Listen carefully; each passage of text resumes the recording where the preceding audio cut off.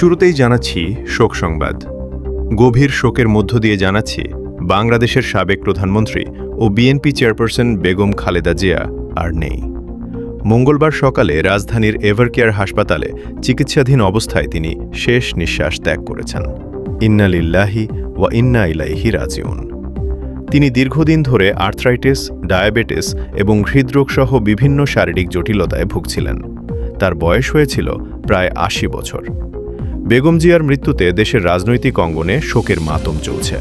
দেশবাসীর কাছে তার জন্য দোয়া প্রার্থনা করেছেন।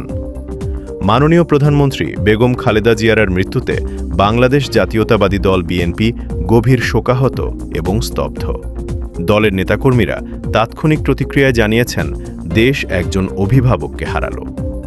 বেগম জিয়া শুধু একজন রাজনৈতিক নেত্রী ছিলেন না, তিনি ছিলেন গণতন্ত্রের প্রতীক এবং আপোষহীন নেত্রী।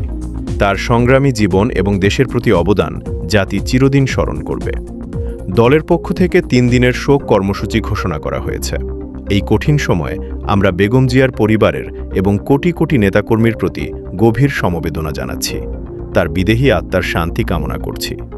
আমাদের চ্যানেলে সবসময় নির্ভুল এবং বস্তুনিষ্ঠ সংবাদ পাবেন। আমাদের সাথেই থাকুন।